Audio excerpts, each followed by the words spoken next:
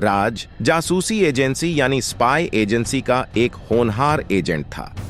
उसे एक खास मिशन पर भेजा जाने वाला था।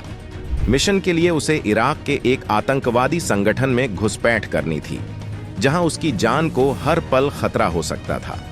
मिशन से पहले उसे एक मनोवैज्ञानिक यानी साइकोलॉजिस्ट नीना के पास भेजा गया, ताकि वह लोगों के इरादों और भावनाओं को उनकी आंखों से पढ़ने की कला सीख सके। ये एक उसके ट्रेनिंग का हिस्सा था।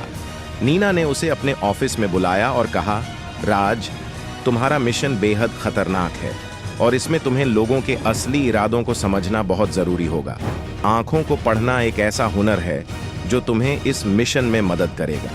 मैं तुम्हें 10 तरीके सिखाती हूं जिनसे तुम किसी के भी मन की बात उसकी आंखों से जान सकते हो। पहला, आई कांटेक्ट यानी आंखें मिलाना।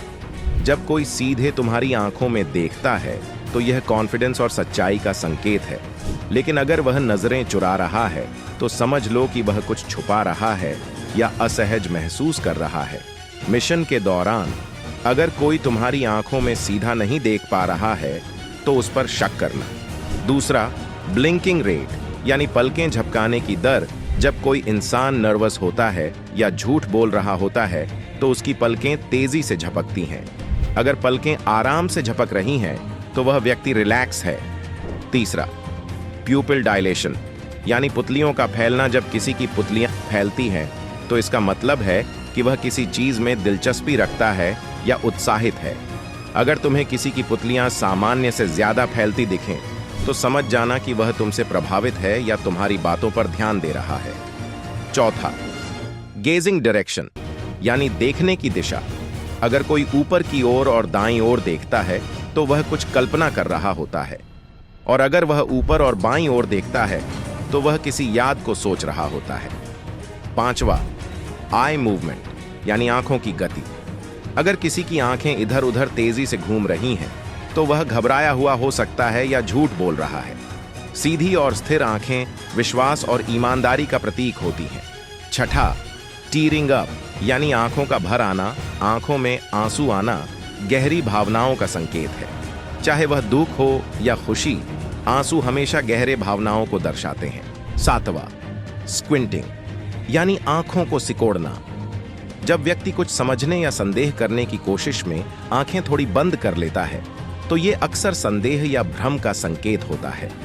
यह तब होता है जब व्यक्ति कुछ समझने की कोशिश कर रहा होता है। अगर कोई तुम्हारी बातों पर संदेह कर रहा है तो उसकी आंखें सिकुड़ेंगी। आठवां, रेज्ड आईब्राउज यानी उठी हुई भौहें। उठी हुई भौहें अक्सर आश्चर्य या सवाल का संकेत होती हैं। अगर कोई तुम्हारी बातों से हैरान हो रहा है या उन्हें समझने की कोशिश कर रहा है तो उसकी भौहें उठ जाएंगी। नौवां, आई क्लेंचिंग यानी आंखों को कसकर बंद करना। आंखों को कसकर बंद करना तनाव, निराशा या किसी नापसंद अनुभव का संकेत होता है। 10वां, आई स्माइलिंग जिसे डुचेन स्माइल भी कहते हैं, यानी आंखों की मुस्कान। सच्ची मुस्कान केवल होठों से नहीं बल्कि आंखों से भी होती है। जब कोई सच्ची खुशी महसूस करता है तो उसकी आंखों के कोनों पर झुर्रियां आ जाती हैं। राज ने नीना की बातें ध्यान से सुनी और अपने दिमाग में इन तरीकों को बैठा लिया। उम्मीद है आपको ये कहानी पसंद आई। ऐसी और कहानियां सुनने के लिए हमारे चैनल को सब्सक्राइब करें। धन्यवाद।